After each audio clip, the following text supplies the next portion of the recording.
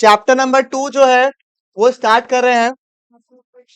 Chapter number 1 सुनिएगा सौरभ सिंह, ठीक है। चैप्टर नंबर 1 में हम लोग ने ये पढ़ा था कि इंडिया में जब ब्रिटिशर्स ने रूल किया था उसकी वजह से तो डिफरेंट डिफरेंट सेक्टर्स थे, चाहे वो एग्रीकल्चर हो, चाहे वो इंडस्ट्रियल हो, चाहे वो ट्रेड वाला हो, या फिर आपका इंफ्रा हो, या फिर डेमोग्राफिक या फिर ऑक्यूपेशनल स्ट्रक्चर में क्या इम्पैक्ट आया था, बराबर, ठीक है।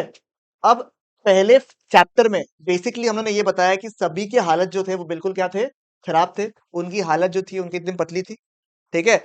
सेकेंड चैप्टर फोकस है कि जब इंडिया इंडिपेंडेंट हो गया उसके बाद में इंडिया ने क्या किया, ठीक है। अब क्योंकि इंडिया का आपने स्ट्रक्चर देखा है, उसको देख के आपको क्या समझ में आया कि बेसिकली हर एक सेक्टर में क्या इशू आके रखा था, हर एक सेक्टर में कुछ ना कुछ इशू होके रखा था, बराबर। तो आप मुझे बताइए जब हर एक सेक्टर में इशू होके रखा था तो इट इज वेरी डिफिकल्ट ना कि अचानक से कोई ड्रास्टिक स्टेप ले लो, ये पॉसिबल है क्या, मुझे बताइए आप, ठीक है। क्योंकि ऑलरेडी आपका हालत बड़ा खराब है। एग्जाम्पल, आप बिजनेस कर रहे हो, ठीक है, और बिजनेस की हालत काफी खराब होके रखी है, आपके पास रोटेटिंग मनी नहीं आ रहा है, आपकी हालत खराब होके रखी है। तो आप मुझे बताइए क्या आप एक इमीडिएट ड्रास्टिक चेंज करोगे क्या हाथों हाथ, या आप हल्का फुल्का चेंजेस करोगे जो सेफ वाले होंगे, ताकि आपके पास जो पैसे बचे हैं उसका कुछ आप कर सको, ठीक है। मोस्ट लाइकली चांसेस क्या है, तो आप बोलोगे भैया ये भी तो पॉसिबल है कि हम ड्रास्टिक चेंज कर ले, हो सकता है। बट अगर एकदम सेफ ऑप्शन क्या बोलेंगे अपन जनरली, कि अपन थोड़ा सिंपल ट्राइड फॉर्मूला को यूज करें जिसके हिसाब से अपन आगे बढ़ सके। सही बात है बिल्कुल। यहाँ पे मुद्दा ये है कि इंडिया में भी इस तरीके का कुछ किया था, ठीक है। इंडिया ने जब इंडिपेंडेंस अचीव कर लिया उसके बाद कुछ पॉलिसीज बनाए, कुछ प्लान्स बनाए, और उस प्लान्स को अलग अलग सेक्टर में डिवाइड किया था। वैसे तो हम लोग ने चैप्टर नंबर 1 में डेमोग्राफिक वगैरह सब कुछ पढ़ा था, बट चैप्टर नंबर 2 में the focus is just on 3 sectors. One would be, क्या किया था उन्होंने एग्रीकल्चर सेक्टर में, क्योंकि उनको पता था कि एटलीस्ट बेसिक्स जो है उसको करेक्ट कर दो।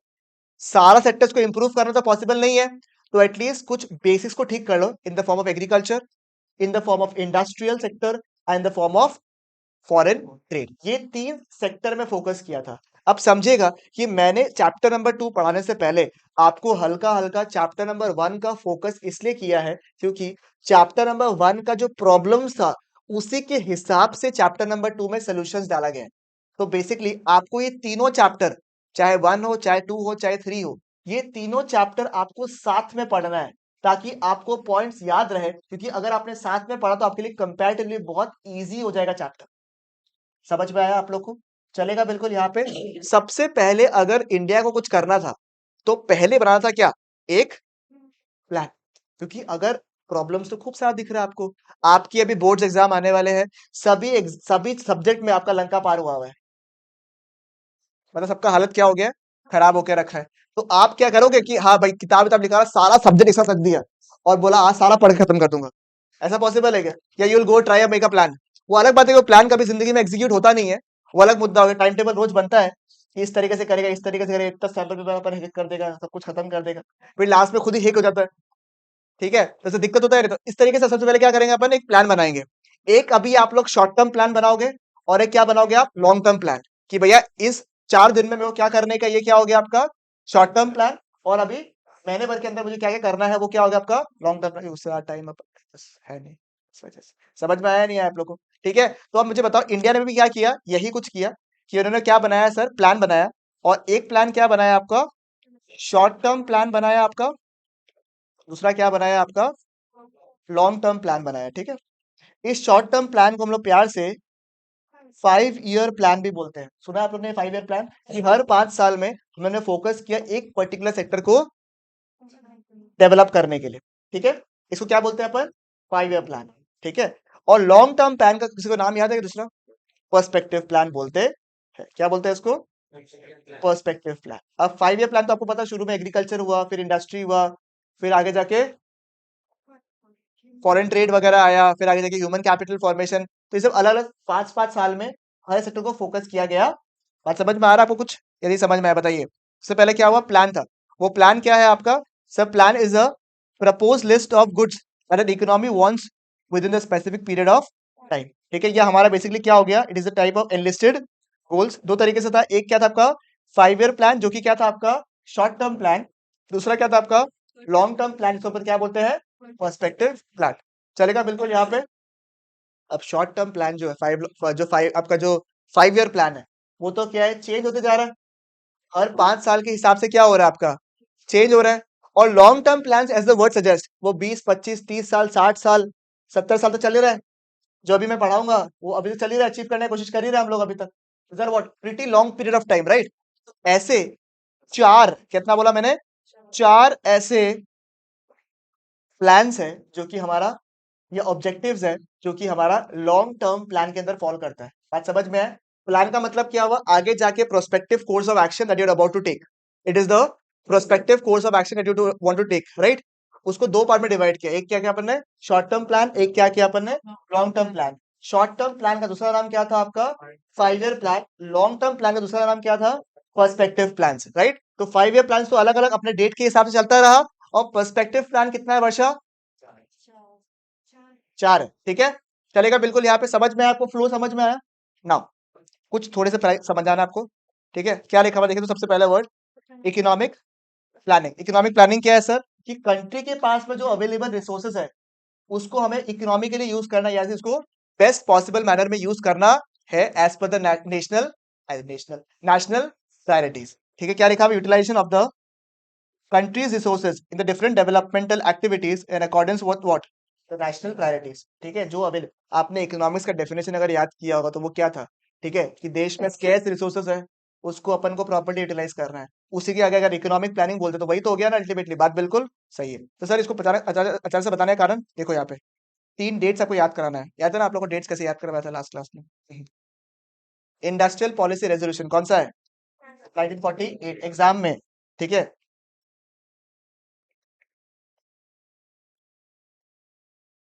ठीक है, पिछले साल का टर्म 1 का पेपर हुआ था एमसीक्यू, उसमें एक क्वेश्चन आया था, ठीक है। द इंडस्ट्रियल पॉलिसी रेजोल्यूशन कब तक तारीख क्या होगा आपका 1948। कंफ्यूजन है कि एक और तारीख मिलेगा आपको पीछे में, बट इनिशिएशन कौन सा हुआ था आपका 1948 में, ठीक है। नया पॉलिसीज लेकर आया था उस डेट में जहां हम लोग आगे पढ़ने वाले हैं। समझ में आया। नेक्स्ट क्या लिखा हुआ है प्लानिंग कमीशन, जो कि एग्जाम के लिए इंपॉर्टेंट आपका प्लानिंग कमीशन, ठीक है, जिसको आपने नीति आयोग सुना है, ठीक है। तो प्लानिंग कमीशन को बाद में जाके क्या बना देता नीति आयोग बना देता आपका, ठीक है ना। तो ये कब फॉर्म हुआ था आपका 1950, एंड इनका चेयरमैन कौन होता है आपका प्राइम मिनिस्टर। तो अभी कौन होगा नरेंद्र मोदी जी। समझ में आया आपको। तो ये कौन सा कब होता है 1950 कब है 1950 में क्या डेवलप हुआ था आपका प्लानिंग कमीशन। एंड एक और वर्ड है जो कि एक मार्क के लिए आपको पूछ सकता है, महानुबोलिस दिख रहा है आपको यहाँ पे। महानुबोलिस was considered as the architect of Indian planning, मतलब इंडियन प्लानिंग का आर्किटेक्ट किसको माना जाता है महानुबोलिस का। ये एक मार्क के लिए पूछ सकता है, अगर आपका मार्क नहीं किया हो तो इधर लिख लीजिए, एक मार्क के हिसाब से आपको पूछ सकता है महानुबोलिस के बारे में, who was the architect of Indian planning. ठीक है सर, अचानक से आप आराम से हम लोग को लॉन्ग टर्म प्लान ज्यादा क्यों आ गया, क्योंकि ये सब एग्जाम में पूछता है, उपाय नहीं है। और इंडिया ने प्लानिंग कमीशन का फॉर्मुलेट किया 1950 में। इंडिया ने प्लानिंग कमीशन का फॉर्मुलेट किया था भाई 1950 में। और जो फर्स्ट 5 ईयर प्लान निकाला था मानो क्या वो कब निकाला था आपका एक साल बाद में 1951। बात समझ में आया आपको। तो प्लानिंग कमीशन कब फॉर्म किया भाई साहब 1950 में, और प्लानिंग के बाद में क्या किया फर्स्ट 5 ईयर प्लान जो कि था इन द ईयर 1950। समझ में आया आप लोग को। चलेगा, मैंने दो इंपॉर्टेंट डेट्स करवाया। 1948 को रिपीट इसलिए नहीं करा रहा हूं क्योंकि एग्जाम में लास्ट टाइम पूछ चुके हैं, ठीक है। कौन सा मैंने बताया आपको 1950 का जो कि क्या था प्लानिंग कमीशन फॉर्मुलेट हुआ था। तो उस प्लानिंग कमीशन का चेयरमैन कौन होता है भाई साहब प्राइम मिनिस्टर होता है। और महानुबोलिस कौन हो गए आपके, unfortunately you have less number of MCQs, तो चांसेस कम है इसका पूछने का। देखिए आपको डायरेक्ट क्वेश्चन पूछ सकता है इस वाला पार्ट में। और इंडिया ने अपना फर्स्ट 5 ईयर प्लान कब निकाला था 1951। चलेगा बिल्कुल यहाँ पे। तो याद है आपको पर्सपेक्टिव प्लान्स पे कितने थे वर्षा चार, वो चारों का नाम याद है आपको growth modernisation equity self reliance, very good. ठीक है, चार ऐसे ऑब्जेक्टिव्स हैं जो कि इंडिया आज तक अचीव करने की कोशिश कर रहा है, ठीक है।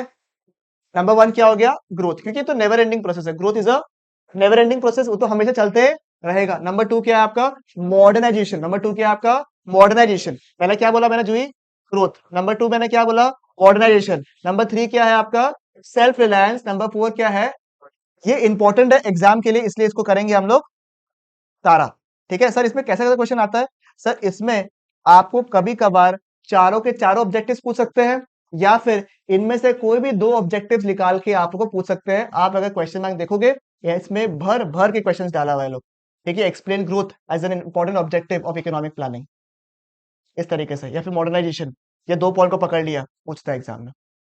ठीक है, अब सबसे पहला क्या है मुझे बताइए, तो ग्रोथ का मतलब क्या होता है? आप बोलोगे डेवलपमेंट करना, ये करना, भाई ग्रोथ का एक्चुअल मीनिंग क्या है? देश में कैसे पता चलेगा कि देश में ग्रोथ हो रहा है? जीडीपी के through. What is an indicator of growth? GDP. And how do you increase the GDP?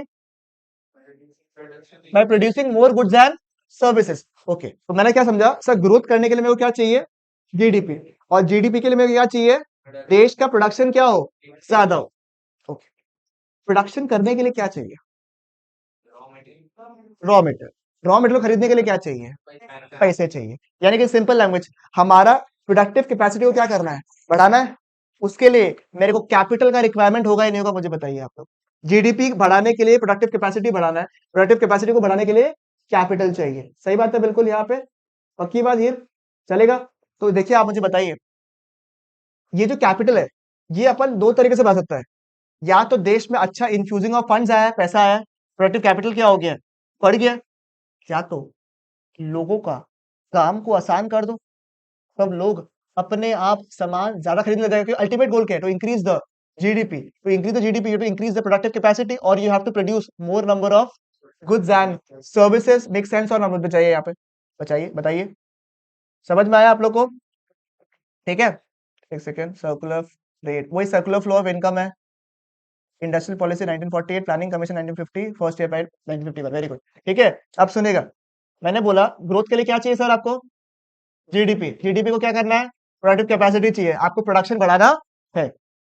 वो या तो मैं प्रोडक्टिव कैपिटल को बढ़ा दूं पैसों लाके, या फिर नंबर टू, मैं चीजों जो है आपको इतना इजी कर दूं, एक्सेसिबल कर दूं, कि आप ऑटोमेटिकली सामान खरीद ले। एग्जाम्पल, शॉप में जाके कोई सामान खरीदना है, फ्लिपकार्ट से कोई सामान ऑर्डर करना है, कौन सा इजी है? कि भाई घर बैठे बैठे आपका हाथ में सामान आ रहा है, तो आपका कंजम्पशन पैटर्न क्या हो गया है? बढ़ गया है, कम हो गया है? बढ़ गया। This is because of what? Excellent transport services. Flipkart ultimately क्या कर रहा है? लॉजिस्टिक्स तो मेंटेन कर रहा है मेनली। सही बात है ना, कि इसलिए आपके पास में फटाफट सामान आ जाए एट योर डोर स्टेप। जितना इजी कर दिया, बढ़िया हो गया। या फिर फ्लिपकार्ट बोला कि आपको आईफोन 13 चाहिए, मैं डिस्काउंट में दूंगा, प्लस आपको मैं ईएमआई में भी दे दूंगा, लो आराम से। ठीक है, आप अभी 1 रुपया मत दो, आराम से बाद में जितना आपके पास पैसा है दे देता रहना मेरे को। ठीक है, तो ये क्या हो रहा है? सपोर्टिंग सर्विसेज जो है वो खतरनाक रख के रखा है आपने, तब लोग बाग को इजी हो रहा है और लोग बाग खरीद रहा आराम से। बात समझ में आया? किसी भी तरीके से ग्रोथ जो है वो इंक्रीज हो रहा है, या फिर दोनों इंप्रूव हो रहा है, पैसे भी आ रहा है इकोनॉमी में, और ये एंसिलरी सर्विसेज जो है ये भी इंप्रूव हो रहा है। सबसे पहले लिखिए क्या लिखा हुआ है, growth refers to the what? increase in the country's capacity to produce the output of goods and services within the country। यानी कि देखो, इंक्रीज करना किसकी क्या चीज आपको? कंट्री का capacity to produce the output of goods and services within the country. समझ में आया आपको? अगर आउटपुट बढ़ाना होता है तो उसको क्या बोलेंगे अपन? ग्रोथ। वो कैसे होगा? ग्रोथ क्या इंप्लाई करता है? देखो, number one, either a stock of productive capital. मतलब क्या हो गया आपका? ठीक है, प्रोडक्टिव कैपिटल बढ़ाना मतलब देश में क्या आ गया? हिस्सों। या फिर number two, largest size of the, क्या लिखा हुआ है? इन the form of transport and, मैंने बोला था ना आपको, या तो फॉर्म के पास में बहुत पैसे आ रहे हैं, या फिर आपने ट्रांसपोर्ट सर्विसेज को क्या इंप्रूव कर दिया है, या फिर दोनों। या तो ये है, या तो ये है, या तो क्या है? दोनों है। दोनों से हम खुश होंगे या नहीं होंगे? हैप्पी। ठीक है, और इसका इंडिकेटर क्या है ग्रोथ का? Indicator of a steady growth is what? GDP. And GDP क्या होता है? डिफरेंट डिफरेंट सेक्टर से आता है क्या आपका? चलो ठीक है, पहले मुझे इतना तक याद करवाना है, उसके बाद आपको पढ़ाना है। ठीक है, इंडिकेटर क्या है ग्रोथ का? जीडीपी। जीडीपी का मतलब क्या? Increase in the country's capacity for the production of output of goods and services. उसका इंडिकेशन या इंप्लाई कैसे होगा कि देश में प्रोडक्टिव कैपिटल क्या हो गया, या फिर सपोर्टिंग या फिर एंसिलरी सर्विसेज क्या हो गया, या फिर दोनों बढ़ गया। समझ में आया आप लोगों को? चलेगा, याद हो गया सारा पॉइंट्स? सेट है। ग्रोथ के ऊपर सवाल भी बहुत पूछता है, इसलिए पूछ रहा हूँ। क्लियर? फाइन? दुखी कोई? ठीक है, समझ में आया? अब India has 3 sectors, primary sector, secondary sector and tertiary sector. तीनों सेक्टर है आपके पास में। तीनों सेक्टर जो है कंट्रीब्यूट करता है towards goods and services, right? इन तीनों सेक्टर्स का अगर मैं जोड़ के ठीक है, जोड़ के मैंने क्या किया, निकाला कि कितना कंट्रीब्यूशन कर रहा है हर सेक्टर, उस तीनों सेक्टर का कंट्रीब्यूशन को मिला के बोलेंगे अपन स्ट्रक्चरल कॉम्पोजिशन। क्या बोलते हैं इसको, स्ट्रक्चर। तो इधर मार्क करिए 1 मार्क बोल के, 1 से 2 मार्क बोल के, 1 मार्क ही मार्क कर लो। The contribution made by each of the sectors, ठीक है, इनका इंडिविजुअल सेक्टर्स को अगर मैंने मिला दिया तो मुझे क्या मिलेगा आपका, स्ट्रक्चरल कॉम्पोजिशन इसको बोलता, क्या बोलता है इसको, स्ट्रक्चरल कॉम्पोजिशन बोलते हैं। समझ में आया, I am going very slow ताकि आपके पॉइंट्स जो है एकदम जहन में घुस जाए अंदर। समझ में आ गया, पूरा फ्लो चार्ट आपको याद है, मैंने 4 आपको लॉन्ग टर्म ऑब्जेक्टिव के बारे में बताने की कोशिश किया। पीछे का एसी ऑन करना है क्या, ठीक है। एक मैंने क्या बोला आपको, ग्रोथ, ठीक है, उसके बारे में डिस्कस करेंगे, मॉडर्नाइजेशन अभी डिस्कस करेंगे, ठीक है। ग्रोथ समझ में आया, इंडिकेटर क्या है, जीडीपी, कैसे समझ में आता है आपको, इंप्लाई कैसे कैसे करता है, increase in the productive capital, ठीक है, sorry, increase in the country's capacity to produce the goods and services, imply कैसे होता है, by increasing the productive capital, या फिर सपोर्टिंग सर्विसेज, या फिर उन दोनों का, ठीक है। और फिर क्या पढ़ना है अपने को, सर हर एक सेक्टर जो है कंट्रीब्यूट करता है, उसको अपन क्या बोलते हैं, स्ट्रक्चरल कॉम्पोजिशन। समझ में आ गया, क्लियर है बिल्कुल यहाँ पे, ओके। नंबर 2 क्या है आपका, मॉडर्नाइजेशन। सेट हो गया दिमाग में प्रॉपर्ली, ठीक है, चलेगा। मॉडर्नाइजेशन सुनिएगा, मॉडर्नाइजेशन का मतलब क्या है सर, मॉडर्न होना मतलब क्या है, नया टेक्नोलॉजी को अडॉप्ट कर रहा हूं। अगर हम लोग नए टेक्नोलॉजी को अडॉप्ट कर रहे हैं तो हम लोग क्या बन रहे हैं, मॉडर्न बन रहे हैं, सही बात है। Adopting of new technology will result in what, modernisation. तो ये पॉइंट तो बिल्कुल आपने क्या कहा है, सही कहा है, ठीक है। बट अगर आप आईफोन 14 प्रो मैक्स 512 GB लेके रखे हो, और अगर आपको किसी से बात करना नहीं आता है, ठीक है, अगर आप अपने चौड़ में हो, तो भी आप मॉडर्न हो गए क्या, आप एकदम iPhone 14 pro max gold edition एकदम एक्स्ट्रा सब कुछ लेके रखे हो, और रास्ता में थूक रहा है, तो वो क्या मॉडर्न है क्या, नहीं। तो आपको फिर आपको लगता है कि नहीं, अभी भी फीमेल जो है इंफीरियर देन मेन, अगर ये सोचा आपका, तो आप मॉडर्न हो क्या, नहीं। अरे बाप रे, यहाँ पे फेमिनिज्म वाला शुरू हो जाएगा, ठीक है, जैसे जोश में, ठीक है। क्या होगा, change in what, social outlook भी होना पड़ेगा। आप ऐसा नहीं कर सकते हो कि जेंडर एम्पावरमेंट आपका नहीं हो, providing what, equal rights to the women is also required. अगर आपका सोच भी बढ़ गया है तो भी आप क्या हो गए हो, मॉडर्न हो चुके हो। अच्छा, वो भी लड़की है, उसी को बोल रहा, समझा, समझ में आया। तो क्या हो रहा है मॉडर्नाइजेशन में, 2 पॉइंट, सौरभ साहब कौन सा है, adaptation of the new technology, number 2 क्या है, चेंज इन सोशल आउटलुक। समझ में आया? दोनों आपका होना पड़ेगा, दोनों एग्जाम में आना पड़ेगा, तभी आपका आंसर करेक्ट होगा। क्लियर है बिल्कुल यहाँ पे। नंबर 3 क्या है, सेल्फ रिलायंट, आत्मनिर्भर। याद है ना, before the colonial period we were और व्हाट, सेल्फ रिलायंट। उसके बाद सब खा के फिर वापस से क्या बनना है अपने को, सेल्फ रिलायंट ही बनना है, आत्मनिर्भर बनना है। अच्छा सुनो, हमने आत्मनिर्भर इसलिए बोला है क्योंकि आपका बुक जो है वो तो मॉडर्न नहीं हुआ, ठीक है, बट आपका एग्जाम जो है उसमें मॉडर्न हो जाता है, उसमें बोलता है आत्मनिर्भर का कॉन्सेप्ट, ठीक है। तो बेसिकली क्या है, हम लोग का जब आत्मनिर्भर आया, मोदी जी बोले आके कि हमें आत्मनिर्भर बनना है, हम लोग बोला क्या बोला है रे, बोला आग लगा रहा है, बोला क्या बात बोला, ऐसे दिमाग में आता ही नहीं है। ये 60 साल पहले ऑलरेडी लिखा हुआ था लॉन्ग टर्म प्लान में, क्योंकि सेल्फ रिलायंट अगर बोलेगा, कॉपी नहीं होगा, मजा नहीं आएगा, फील नहीं आता, आज सबको मसाला चाहिए। समझ में आया नहीं है, तो क्या बोलेगा अपन, आत्मनिर्भर। और आत्मनिर्भर अगर इंडिया को बनना है, मतलब क्या होता है आत्मनिर्भर का मतलब, what is the meaning of self reliance, बाहर से डिपेंडेंसी अपने को कम करना है और अपना डिपेंडेंसी क्या कराना है अपने को, बढ़ाना है। तो it is more dependency on the capital goods and importing less than the from the rest of the world. और ये 2 चीज हम लोग तभी अचीव कर सकते हैं जहां पे 2 चीज हो, नंबर 1, फॉरेन डिपेंडेंस को क्या करना है अपने को, कम करना है, ताकि,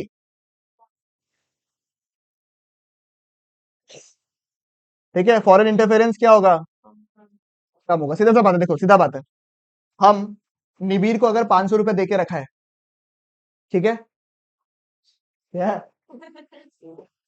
ऐसा लगा हमको ये कश्मीर जाके आया है, तुम तो कुछ नहीं कहता ना इसके अंदर, ठीक है। चलो, आप मुझे बताओ, फॉरेन डिपेंडेंस क्या करना है, कम कर। देखो, अगर मैंने निबीर को 500 रुपए दिया, तो मैं हमेशा इसको पोका करूंगा, कब देगा रुपए, 2 घंटा हो गया, दे ना, ठीक है, 2.5 घंटा हो गया, अब तो दे दे, 3 घंटा हो गया, तो दे, 3 घंटा 45 मिनट हो गया, तो देता था यार, ऐसे क्यों कर रहा है, 12 पोका कर रहा हूँ। तो यानी कि अगर हमारा डिपेंडेंस लेवल ज्यादा रहेगा और foreign currencies and foreign values या लोन्स, तो वो लोग इंटरफेरेंस भी क्या करेंगे, अल्टीमेटली अगर हमारा फॉरेन डिपेंडेंस कम हो जाए तो दे ऑल्सो इंटरफेयर। बात समझ में आया आपको? तो you have to reduce the foreign dependence and avoid the foreign interference. Clear है? बिल्कुल, ये दोनों पॉइंट आपके एग्जाम में आना चाहिए। अगर आपको पूछेगा लिखना चाहिए, आपको लिखना पड़ेगा आपको। समझ में आया आपको? और लास्ट पॉइंट क्या है, जो कि मुझे लगता नहीं कि इंडिया अचीव कर रहा है बहुत आराम से, जो कि है इक्विटी। इक्विटी का मतलब क्या है? Equitable distribution of income and wealth. Income and sorry rich and poor के बीच में गैप क्या हो, अभी क्या हो रहा है? समझ में आ रहा? Equitable distribution between income and wealth. समझ में आया आपको? ठीक है, चलेगा बिल्कुल। तुमको काम करना है इसे बाद में, समझ में आया ना? इक्विटी अचीव करना है तुमको। ठीक है, equitable distribution of what? Income and wealth. कहाँ जाना है? ओ हाँ, लिख लो। ठीक है, समझ में आया आपको? चलेगा बिल्कुल यहाँ पे। ठीक है, इज इट फाइन? तो क्या लैंग्वेज लिखोगे? Equitable distribution of income and wealth. 4 point clear हो गया सर? ठीक है, अक्षर साहब बता पाएंगे क्या क्या है? Growth, modernisation, self reliance, equity. Modernisation कैसे कैसे अचीव करेंगे अपन? सोशल आउटलुक को चेंज कर कर और मॉडर्न टेक्नोलॉजी को अडॉप्ट करके। सेल्फ रिलायंस कैसे बनोगे आप लोग? To reduce foreign dependence and avoid foreign interference. And equity का मतलब क्या होता है? Equitable distribution of income and. चलेगा बिल्कुल यहाँ पे। क्या आपको चारों के चारों लॉन्ग टर्म गोल्स जो है वो क्लियर हो गया? आपका लॉन्ग टर्म प्लान क्लियर हो गया आप लोग का? चलेगा? ठीक है, ओके। नेक्स्ट क्या पढ़ेंगे अपन? एग्रीकल्चर। एग्रीकल्चर में क्योंकि अभी आप लोग प्रो लेवल हो चुके हो, तो एग्रीकल्चर में हम लोग फीचर्स नहीं पढ़ेंगे अभी। ठीक है, फीचर्स नहीं पढ़ेंगे हम लोग, क्योंकि फीचर्स पहले कर लिया होगा तो हो गया होगा। ठीक है, अब एग्रीकल्चर में क्या क्या इंप्रूव करना था आप मुझे बताइए, दिक्कत क्या क्या था एग्रीकल्चर में? सबसे पहले तो मुझे बताया जमींदारी सिस्टम, क्योंकि वो लोग डेवलपमेंट तो करता नहीं था, खाली हम लोग से क्या ले जाते थे वो लोग? ठीक है ना, लगान ले जाते थे। 2 गिना 3 गिना लगान देना पड़ेगा, ऐसे करके बोलता था वो लोग। याद है ना आप लोग को? सही बात है, उनको हटाना। और प्रॉब्लम क्या था पता है क्या? हाँ जी, कैश क्रॉप्स का इशू था। ठीक है, प्रोडक्टिविटी का लेवल क्या था? कम था। तो ये सब प्रॉब्लम्स के हिसाब से सोल्यूशन आया रे। समझ में आया कि जो प्रॉब्लम्स था ना, उसके हिसाब से सोल्यूशन लेकर आया। कैसे लेकर आया, क्या लेकर आया पता है? 2 रिफॉर्म्स लेकर आया। पहला क्या था आपका? Land reforms. पहला क्या था आपका? Land reforms. एग्रीकल्चर में क्या रिफॉर्म लेकर आया? पहले लैंड रिफॉर्म। दूसरा क्या लेकर आया? ये आप लोग क्लास 7 से पढ़ रहे हैं, है ना? अभी भी पढ़ रहे हैं। अब लास्ट पढ़ के आगे बीकॉम में भी पढ़ लेना। ठीक है, लैंड रिफॉर्म से आप मुझे बताइए क्या था आपका? जो लैंड होल्डिंग्स का ओनरशिप है, उसको अपन चेंज करेगा। मतलब क्या है सर? बेसिकली क्या समझ में? पहले लैंड ओनर्स कौन था? जमींदारी, तो उनको हटाएगा। सही बात है बिल्कुल यहाँ पे। फिर उसके बाद ऐसा तो होता है कि कुछ कुछ लोग के पास में बहुत जमीन है, access, they don't even know how much जमीन they have, and some people don't have any जमीन। How unfair? Equity established? No, give them who don't have any land. लेगा किससे? ठीक है, तुमको बेसिकली क्या बनना पड़ता है मुझे बता, क्या नाम था उसका जो मसीहा था ना कुछ? रॉबिन या क्या नाम था उसका? रॉबिनहुड बनना पड़ेगा तुम। कौन बोला? रॉबिनहुड बनना पड़ेगा तुमको, मतलब नहीं पता? छोड़ो। ठीक, अमीरों से लेके गरीबों को देने वाला। पढ़ा होगा ना इंग्लिश में कभी ना कभी तो। छोड़ो, स्कूल ही बेकार है तुम लोग। ठीक है, आइए। तो ओनरशिप जो है ऑफ द लैंड होल्डिंग्स, ठीक है, वो क्या कर देना? अबॉलिश कर दिया था। तो आप प्रॉब्लम बताइएगा क्या क्या प्रॉब्लम्स था? जमींदारी सिस्टम, और लोगों के पास में पैसे किसी किसी के पास बहुत ज्यादा था, किसी किसी के पास में कम था। तो लैंड रिफॉर्म नंबर 1 क्या हो गया आपका? अबॉलिशन ऑफ इंटरमीडिएट, यानी कि क्या अबॉलिश किया आपका?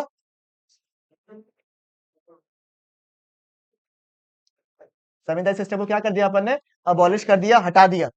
ठीक है, देखो, the first and the most important step taken by the government was the removal of intermediaries या फिर जमींदार। इनके पीछे लॉजिक क्या था? ये तो बेसिक आइडिया। देखो, सीधा सा बात है, तुम किसी के जॉब करा था पहले, बाद में मोटिवेशन होगा क्या? क्या है, हमको 9 से लेके 10 तक काम करो, 9 से लेके 7 तक काम करो, सैलरी तो उतना ही मिल रहा है, क्या फायदा? जिंदगी ऐसे ही कट रहा है, फालतू का फायदा नहीं जिंदगी। Very bad. और मैं बोल रहा हूँ तुम अब से, तुम, I can see in you, तुम अब से खुद का मालिक बनेगा। ठीक है? ठीक है, और चलो पिक्चर्स दिखा, पिक्चर देखा? पिक्चर्स, पिक्चर नहीं, पिक्चर्स देखा होगा तुम लोग, वही देखा होगा यहाँ पे। ठीक है, तो तुम क्या है? ठीक है, समझ में आ गया आप लोग को? ठीक है, तुम अभी 100 लोगों में कंपनी बनाएगा। नहीं देखा तो आपको देखना चाहिए, ऐसा कुछ कुछ सीरीज देखना चाहिए आप लोगों को। हर बार टीवी खराब नहीं होता है। अभी पढ़ाई करते हैं आगे। ठीक है, देख सकता हूँ, अभी भी देख सकता हूँ, कोई दिक्कत का बात नहीं है। रोज नहीं, हाँ, और बताओ कुछ सेवन पॉपकॉर्न मंगवाया था तुम्हारे लिए। बात कर रहे हैं। ठीक है। और बेसिक लॉजिक क्या बताइए एक बार के लिए।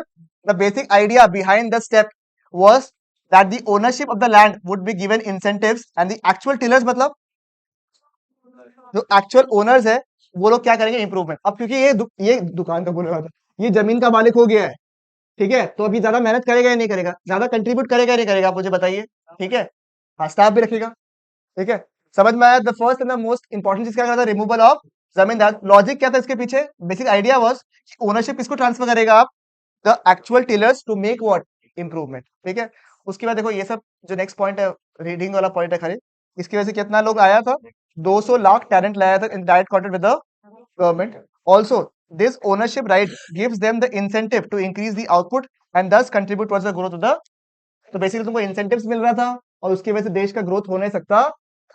ठीक है। तो अबॉलिशन ऑफ इंटरमीडिएट कोशिश किया गवर्नमेंट। सबसे पहले बोला कि ये बहुत बड़ा प्रॉब्लम है देश में, क्या, जमींदारी सिस्टम, इसको पहले हटाओ। ठीक है। इसके लिए क्या किया उन्होंने, जमींदार को बोला कि भाई तुम उठो। अब जो ओनरशिप ऑफ द लैंड किसके पास चला गया, एक्चुअल टिलर्स के पास में। अब क्योंकि मेरा ओनरशिप हो गया है तो I will try to contribute by getting incentives to increase the output of the agriculture. Flip side ये है। कोशिश तो बढ़िया था, फेबुलस आइडिया। ठीक है, कितना बढ़िया काम किया।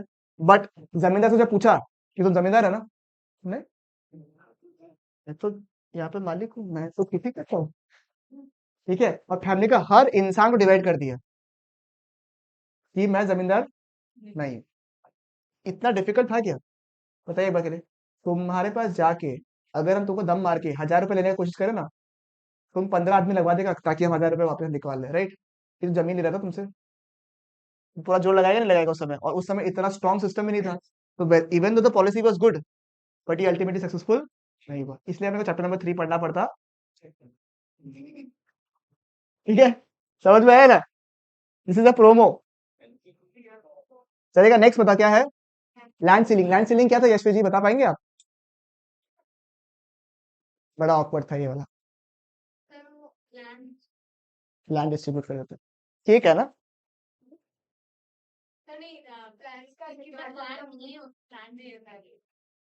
ठीक है, सुनो हम बताते हैं, गलत बोला है लोग। लैंड सीलिंग का मतलब क्या है, एक जन के पास में स्पेसिफिकली कितना लैंड होल्ड कर सकता है उसको क्या बोलते हैं अपन, लैंड सीलिंग। मतलब तुम्हारा लिमिट फिक्स कर दिया कि 200 स्क्वायर मीटर तक ही तुम अपना लैंड को होल्ड कर सकता हो, उसके बियॉन्ड तुम लैंड होल्ड नहीं कर सकता। जो एक्सेस है वो देना पड़ेगा किसको, गवर्नमेंट को। और गवर्नमेंट किसको देगा, जिसके पास जमीन नहीं है। वाह। हाँ, ये भी कौन देगा, लोग बाग 500 हजार का नोट नहीं दिया इंडिया में, ये तो फिर भी जमीन है। हम सबको अपना रिलेटिव बना दिया, वो तो मेरा है ही नहीं, मेरा इतना है, ये मेरे ताऊजी का बेटा का है, ये मेरे ताऊजी का है, ये उनका बेटा जो होने वाला है उसका है, इन प्रोग्रेस है। आप टेंशन मत करो, 9 महीना रुको। समझ में आया नहीं है। तो ये क्या किया बेसिकली, तो ये भी ट्राई अच्छा किया था कि क्या किया, देखो land ceiling refers to the what, fixing the specified limit of land which could be owned by an individual. एक इंसान कितना जमीन होल्ड कर सकता है, प्रभात अभी नहीं है, प्रभात अभी। ठीक है, समझ में आया क्या, चलेगा बिल्कुल यहाँ पे। ठीक है, मुझे टेंशन में आ गया। ठीक है, लिमिट फिक्स नहीं किया हुआ अभी। ठीक है, एक्चुअली किया हुआ है बट मानता नहीं है। ठीक है, फिर next, in order to promote, क्यों किया था ये चीज, लैंड सीलिंग क्यों किया, to promote what, equity. To promote what, equity, ताकि देश में क्या हो, रिच एंड पुअर के बीच में गैप क्या हो, कम हो। इन the agriculture sector the government specified the maximum limit of land that an individual can. समझ में आया। तो इसका मेन ऑब्जेक्टिव क्या था, टू प्रमोट व्हाट, इक्विटी। और आंसर क्या है, fixing the specified amount of limit of land that a person can hold. ठीक है। फिर अगर किसी का पास भी एक्सेस अमाउंट है लैंड का, तो वो कौन ले जाएगा आपका, taken over by the government and allotted to the landless cultivators या फिर स्मॉल फार्मर्स। समझ में आया? मैंने इससे लिया जमीन और किसी और को बांट दिया। बात समझ में आया आपको, चलेगा बिल्कुल यहाँ पे, इज इट फाइन, मुझे बताइए। क्या दो पॉइंट आपको समझ में आ गया, बहुत इजी था। सबसे पहला क्या पढ़ा अपन ने, abolition of the zamindari system. उसमें रीजन क्या देखा था अपन ने, कि मेन इनको हटाया ताकि जमीन जो है किसके पास चला जाए, एक्चुअल टेलर्स के पास में, ताकि उनको इंसेंटिव्स और उनका ग्रोथ क्या हो जाए, बढ़ जाए। लैंड सीलिंग क्या है आपका, fixing the maximum amount of land individual can hold. जो एक्सेस अमाउंट था वो कौन ले जाता था, government, and allotted to the landless cultivators and small farmers. Is it fine, वैसे जी, क्लियर है बिल्कुल, सही है ना। आगे बढ़ सकता हूँ? श्योर। चल, ये हो गया। उसके बाद आपका सबसे फेवरेट पार्ट, हरा रेवोल्यूशन। ठीक है, क्या आपको पता है कि हरा रेवोल्यूशन क्या होता है? ठीक है, प्रोडक्टिविटी कम थी, फटी हुई थी, याद है ना, एफटीआई। तो इसीलिए क्या करा, क्या होता है इसमें? तो नहीं भी पढ़ा आज तक कभी चैप्टर नंबर 2, वो भी शायद ग्रीन रेवोल्यूशन तो जानता होगा। क्या होता है बताओ? एचवाईवी सीड्स का इस्तेमाल हो रहा था। ठीक है, जिसकी वजह से गेहूं और राइस का प्रोडक्शन धाम धूम बढ़ गया। उसकी वजह से यो यो यो वहां पे गड्डी लंबर की नहीं आ गई थी। बात समझ में आया नहीं है? तो क्या हुआ sir, increase in the agriculture productivity due to the use of what, high yielding variety seeds. ये प्रोग्राम अडॉप्ट कब हुआ था? 1966 में। इसको दो फेज में इनिशिएट किया था। सबसे पहले उन जगहों में जहां पे लैंड का फर्टिलिटी लेवल बहुत अच्छा था, जैसे पंजाब में, हरियाणा में, साउथ इंडिया में, ठीक है, तमिलनाडु में। उस समय अप्लाई किया गया था देखने के लिए कि सक्सेसफुल है या नहीं है। वहां जब देखा कि भाई साहब दिस वर्क्स लाइक फैब, तो कहाँ इंट्रोड्यूस किया? बाकी एरियाज। बात समझ में आया? Less important. ठीक है, चलेगा। Important effects of green revolution, important. ठीक है, सबसे पहले क्या बोला अपन ने? HYV seeds. अगर आपके एग्जाम में अभी भी ये आता है कि ग्रीन रेवोल्यूशन की वजह से, किसकी वजह से बढ़ा था, और आपको एचवाईवी सीड्स लेना पड़ रहा है, तो आपको लालच है अपने एग्जाम्स का। ठीक है, बट अगर आगे तो लिख के आइएगा, लालच मत लिख के आइएगा। ठीक है, समझ में आया ना? चांसेस कम है कि एचवाईवी सीड्स पूछे आपको, बट यू नेवर नो। ठीक है, इंपॉर्टेंट इफेक्ट्स का प्रॉब्लम क्या है, देखो ऐसे तो अगर मैंने आपको पूछा, ठीक है, मैंने अगर हीर को पूछा कि हीर तो मुझे बताइए कि ग्रीन रेवोल्यूशन से क्या क्या फायदा हुआ, तो ये अपना पॉइंट्स लिख सकता है, जो कि बिल्कुल करेक्ट भी होगा। मैं डिनाई नहीं कर रहा हूँ, इसने बिल्कुल सही पॉइंट्स बताया। ठीक है, बट मुद्दा ये है कि आपको यही पॉइंट्स लिखना पड़ेगा। ठीक है, अगर आपको एग्जाम में मार्क्स चाहिए। So is it unfair? बिल्कुल हद अनफेयर है, बट उपाय नहीं है। ठीक है, उपाय नहीं, तो आपको ये पॉइंट याद करना पड़ेगा, ऑप्शन नहीं है आपके पास में। ठीक है ना? चलेगा। सबसे पहले क्या लिखा हुआ देखिए तो एक बार के लिए, अटेनिंग मार्केटेबल सरप्लस। आज अपन एग्रीकल्चर तक होल्ड कर ले करके, फिर नेक्स्ट क्लास में क्या था, इंडस्ट्री ऑफ ऑडिट फिनिश कर देंगे। ठीक है, चलेगा, ताकि दिमाग में होल्ड रहे आपका। सर जी, सुरेश ठीक पढ़ा रहा है? ठीक है, नंबर 1 क्या लिखा हुआ है? Attaining what, marketable surplus. ठीक है, क्या मार्केटेबल सरप्लस का मतलब? खुद का कंजम्पशन के बाद जो बच जाएगा। पहले में नॉर्मल सीड्स इस्तेमाल करता था, तो मेरे पास इतना ही प्रोड्यूस होता था, ताकि मैं क्या कर सकूं, खाली खुद का पेट भर सकूं, या फिर मैक्सिमम कुछ बच जाए तो घर परिवार का पेट भर सकूं। अब मैंने एचवाईवी सीड्स इस्तेमाल किया है, उसकी वजह से मेरा प्रोडक्शन काफी गुना बढ़ गया है। तो मैं खुद तो खा ही पा रहा हूँ, बाकी मैं करूँ क्या? तो क्या करूंगा? It is marketable, it is what, it can be sold. इसको क्या बोलता है? Marketable surplus. The surplus that I can sell in the market is known as what, marketable surplus. ये क्यों अचीव हो पाया? Because of the adoption of the green revolution. ठीक है, it refers to the part of the agricultural produce which is sold in the market, the farmers after attaining what, its own consumption requirement। जो मैंने नाटक किया उसका पूरा exact language यहाँ पे लिखा हुआ है। खुद का कंजम्पशन के बाद में जो मैं बाजार में बेच सकता हूँ, उसको मैं क्या बोलूंगा? Marketable surplus. मनोज का समझ में आ गया आपका? चलेगा बिल्कुल यहाँ पे। और इसमें मेजरली क्या क्या हिट हुआ था आपका? Wheat and rice. ठीक है, पहले समझ में आया मार्केटेबल सरप्लस। सर क्यों अलग से करवा रहे हो? क्योंकि इसके ऊपर भी पूछता सवाल 2 मार्क के हिसाब से। ठीक है, नेक्स्ट, बुफर स्टॉक। अच्छा बफर है क्या? ठीक है, buffer stock of food grain, ये क्या है? Safety stock. ठीक है, सेफ्टी स्टॉक को क्या बोलेंगे अपन? Buffer stock. कि सर जैसे क्या होता है, ज्यादा एक्स्ट्रा जो प्रोडक्शन आपका हो गया है, उसके बाद अपन क्या करता है, कुछ स्टोर करके रखता है कि नेक्स्ट ईयर क्या पता अगर हार्वेस्ट खराब हुआ तो अपन उसको कोल्ड स्टोरेज वगैरह में सेव कर लेगा। राइट, इसके लिए गवर्नमेंट ने एमएसपी वगैरह भी इंट्रोड्यूस कर दिया, याद है आप लोगों को?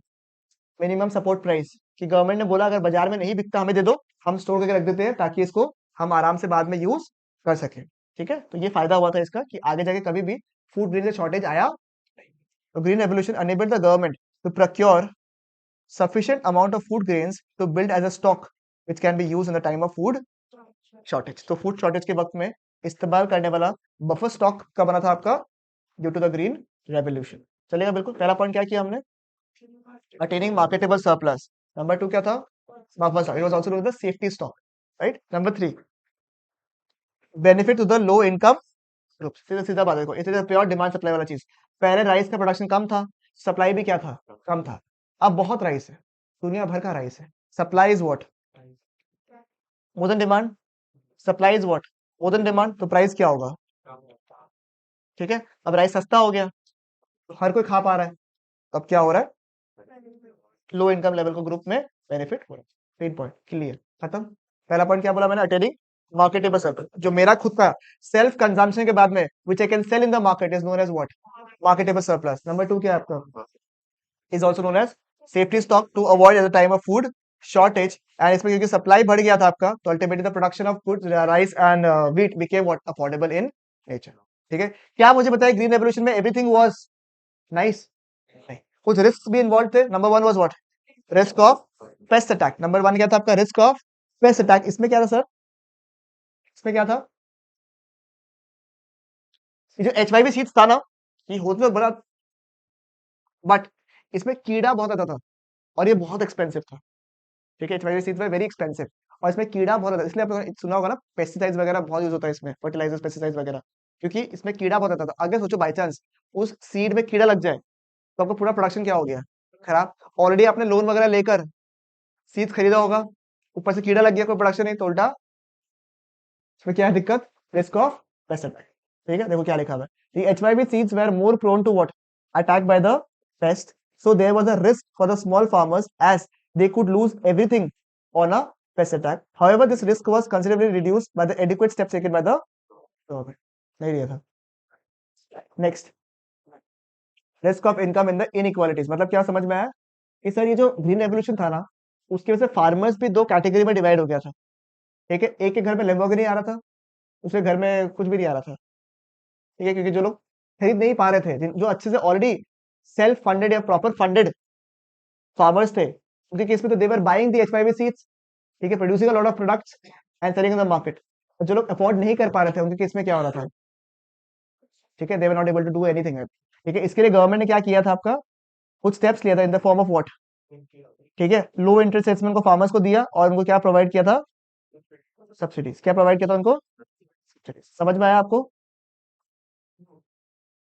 Is it fine? मुझे बताइए यहाँ तक। ठीक है, तो मुझे बताइएगा ग्रीन रेवोल्यूशन में क्या होता है sir? Use of the HYV seeds, इसको दो फेजेस में इंट्रोड्यूस किया था। पहला इन द मोर फर्टाइल या फिर एफ्लुएंट एरियाज में, एंड उसके बाद में रेस्ट ऑफ द कंट्री में। इफेक्ट्स 3 टाइप का था। Number 1, attaining marketable surplus. Number 2, buffer stock to avoid at a time of food shortage. Number 3, benefit to the low of income, supply demand वाला बात बता दिया मैंने आपको। और रिस्क क्या इन्वॉल्व था? Risk of paste attack. Number 2, risk of income inequalities. कौन सा? रिवासा रिस्क नहीं है, कुछ और लिखा है इसमें। अभी वर्ड क्या है हमको भी नहीं पता। नहीं नहीं, कुछ गलती, टाइपो एरर है ये टाइपो एरर है, टाइपो एरर है। ठीक है, नहीं नहीं, इसमें कुछ वर्ड आना चाहिए था, एग्जैक्टली नहीं आ रहा है। ठीक है, कर दिया। ठीक है, चलिए, हो गया, समझ में आया आप लोग को? जाना नहीं, जाना नहीं, जाना नहीं, कुछ है।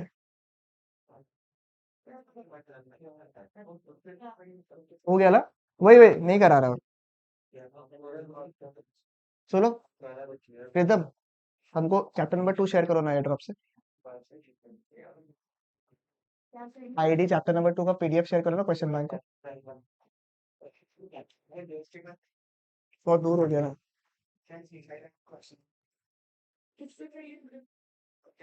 एयर ड्रॉप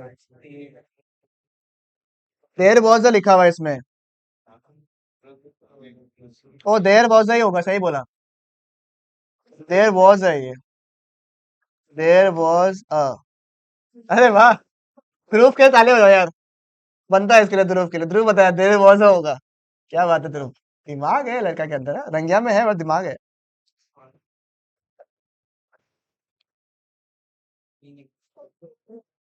तेजा, हमको तो मिला ही नहीं।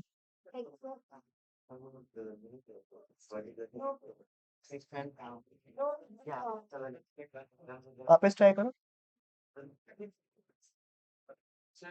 हाँ जी सर।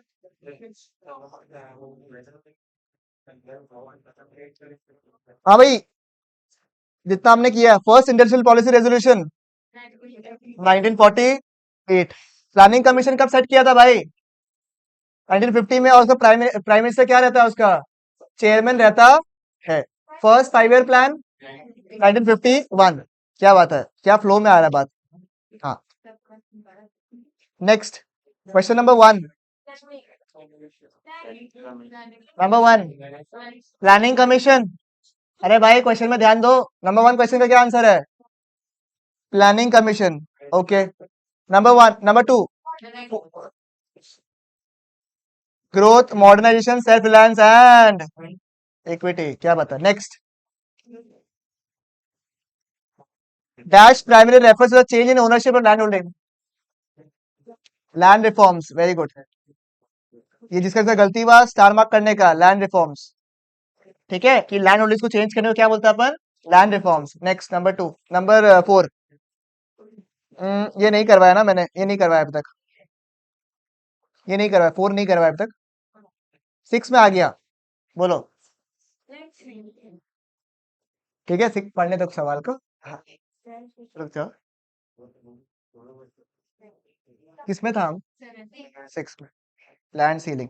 आओ, नंबर 7 मार्केटेबल सब लोग पढ़ रहे हैं ना? क्वेश्चंस क्वेश्चंस पढ़ रहे तो उसको उठा रहे। बड़ा थक गया, नॉनसेंस। Next 1950 number 9। वही तो, आफ्टर द नहीं, आप लोग को आता है। HYP is also known as the NHEA, but high yielding variety seeds. When a farmer just for his self, अच्छा, when a farmer produces just for his self consumption.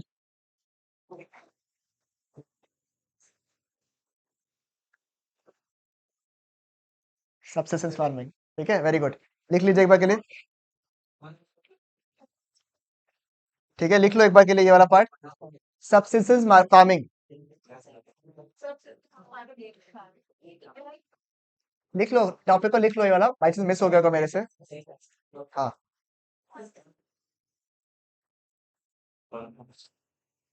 Question number 15 Juhi ji, question number 15 land ceiling.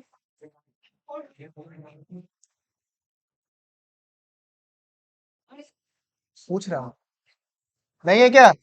अच्छा, ये वाला उसका है ना? नहीं करवाया क्या अभी तक? अच्छा, आप लोगों को इंडस्ट्रीज नहीं करवाते? 22 22 एग्जाम का सवाल है। ठीक है, इसका नेक्स्ट वाला बताओ, इकोनॉमिक ग्रोथ। इक्विटी डिस्पैरिटी मतलब अलग अलग करना। अरे क्या हो गया तुमको? डिस्पैरिटी मतलब अलग अलग करना, इक्विटी मतलब साथ जोड़ना, साथ रहना। समझ में आया ना? नेक्स्ट ये हो गया। हाँ, क्वेश्चन नंबर 1। जमींदार सिस्टम को हटाने के लिए इससे क्या होगा आपका? बेसिकली क्या कर रहा था आपको? जो actual tillers of the land है, उसको जमीन मिल रहा था, उसकी वजह से उनको इंसेंटिव्स वगैरह से क्या हुआ? उनका आउटपुट लेवल क्या हो गया था? इंक्रीज हो गया। हाँ, समझ में आया आपको? चलेगा, बट इसका क्वेश्चन क्या देखो एक बार के लिए, सवाल देखो क्या लिखा हुआ है। The goal of the equity, अच्छा सवाल है इसलिए बोल रहा हूँ। The goal of the equity was served by the abolition of intermediaries. The answer is what? False. Even though policy अच्छा था, सोच अच्छा था, बट इम्प्लीमेंट नहीं हुआ, बिकॉज जो बाकी लोग थे उन्होंने अपना जो है लैंड रिफॉर्म्स को बेनिफिट वो लोग अटेन ही नहीं कर पाए, because tenants themselves, zamindar claim themselves to be what? Self cultivators. वो लोग खुद कल्टिवेटर्स थे। वो लोग बोलते कि मैंने तो किसी का जमींदार हूं ही नहीं, मैं तो खुद खेती करते हैं। समझ में आया आपको? तो क्वेश्चन को ध्यान से पढ़ने का, ठीक है, स्टार मार्क कर लेने का। ठीक है, नेक्स्ट आएगा, चांसेस आने का कम है, but still. Question number 2 falls, क्योंकि मिक्स इकोनॉमी दोनों रहता है, पब्लिक एंटरप्राइजेस भी रहता है और प्राइवेट एंटरप्राइजेस भी रहता है। ये मैंने करवाया नहीं, बट चलो ठीक है फिर भी। Land ceiling refers to the change in the ownership of the lands. क्यों? लैंड सीलिंग का मतलब क्या है? Fixing the maximum amount of land a particular person can hold. तो लैंड ये क्या था? ये था आपका लैंड रिफॉर्म्स। ठीक है, समझ में आया आपको? Good. Next number, question number 3 true है, क्योंकि बफर स्टॉक मेंटेन कर रहा था वो लोग, इसकी वजह से क्या हुआ आपका, उनका जो बफर स्टॉक था, जो सेफ्टी स्टॉक था, वो क्या हो गया, बढ़ गया था। क्वेश्चन नंबर 5, ये आपके बुक में भी दिया हुआ बैक क्वेश्चन में, ये एग्जाम के लिए इंपॉर्टेंट सवाल है, इसको प्लीज स्टार मार्क कर लीजिएगा आप लोग, सब्सिडीज वाला पार्ट को, कि डायरेक्टली आपके बुक पे दिया हुआ नहीं है, इसको रीडिंग करना पड़ेगा आप लोग को, ठीक है। सवाल देखिए बगले, ये एग्जाम के लिए इंपॉर्टेंट क्वेश्चन है, पे देखिएगा, subsidies put a huge burden on the government finances but are necessary for the poor and marginal farmers. Do you agree with granting subsidies justify the objective of social justice? मुझे बताइए। Yes, कि जरूरी है, देखो yes माना कि subsidy देने से गवर्नमेंट के ऊपर अच्छा खासा प्रेशर होता है, मैं बोलूंगा कि ये आंसर तू भी इतना फ्रैंकली यस लिख दिया लोग गलत है, ठीक है, डिपेंड करता है कैसे सब्सिडी आपको दे रहा है वैसे तो, बट स्टिल ठीक है, यहाँ पे डायरेक्टली दिया हुआ है क्योंकि it is talking in terms of the farmers category only, ठीक है। तो फार्मर्स को देना क्या है, जरूरी है, बिकॉज प्रॉब्लम क्या है, जरूरी क्या है, क्यों है जरूरी है का, क्योंकि majority of the farmers are very poor and not able to afford the required inputs, ठीक है। नंबर 2 क्या है, subsidies reduces the income inequality between rich and poor. पूरा पूरा पैराग्राफ तो पढ़ना नहीं है आप लोग को,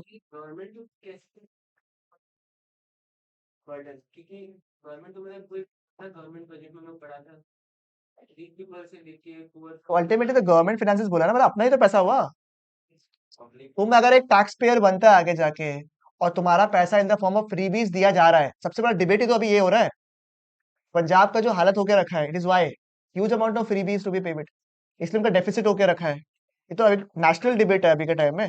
तो अगर मैं फ्रीबीज देता रहा, फ्रीबीज समझ गए ना आप लोग क्या होता है, सब्सिडीज दे दिया, कुछ ऐसे ही बांट लिया, ठीक है, एक्टिवा मिल गया, अच्छा मैं ताना नहीं मार रहा हूँ आप लोग को, ठीक है, 1,20,000 रुपये मिल गया, तो ये सब क्या है, फ्रीबीज है, इसकी वजह से दे कहाँ से रहा है, गवर्नमेंट थोड़ी ना कुछ बिजनेस कर रहा है, क्या कर रहा है, टैक्स प्रेस, तो वही बोल रहा है कि सबसे उसकी वजह से पैसे में फर्क तो पड़ता है ना, काफी इम्पैक्ट क्रिएट करता है, वो वाला बोल रहे हैं। ध्यान दो, ये सेबा सीबीएसई दोनों के लिए इंपॉर्टेंट क्वेश्चन है, ठीक है, सब्सिडीज वाला, अग्री करते हैं यस, क्योंकि ये लोग फार्मर्स कैटेगरी से बोला है, तो majority of the farmers are very what, poor, ठीक है, चलेगा बिल्कुल यहाँ पे, ठीक है। नेक्स्ट, नेक्स्ट सवाल क्या लिखा हुआ है देखिए एक बार के लिए, ठीक है, हाँ, ये करो question number 1, land ceiling, fixing the maximum of land a particular person can hold, मतलब वो लिमिट ही तो स्पेसिफाइड लिमिट ही है, स्पेसिफाइड लैंड रिफॉर्म्स, टी 3 का ए, 4 का नेचुरली क्या होगा, थैंक यू, ये भी सेम क्वेश्चन ही हो गया ऑलमोस्ट। मार्केटेबल सरप्लस क्या होता है आपका, सेम है क्या ये भी, टाइपो एरर हुआ होगा,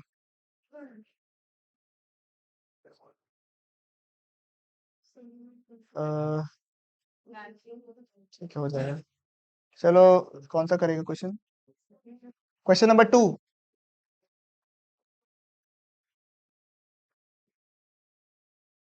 क्वेश्चन नंबर 2,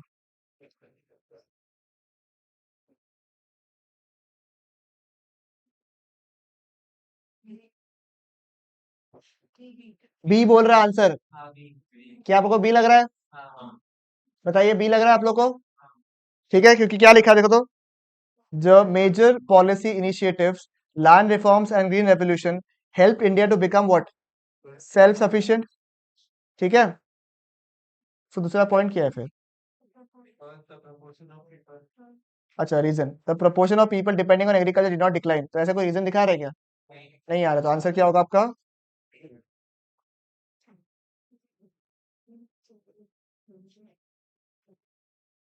आज इतना रखे।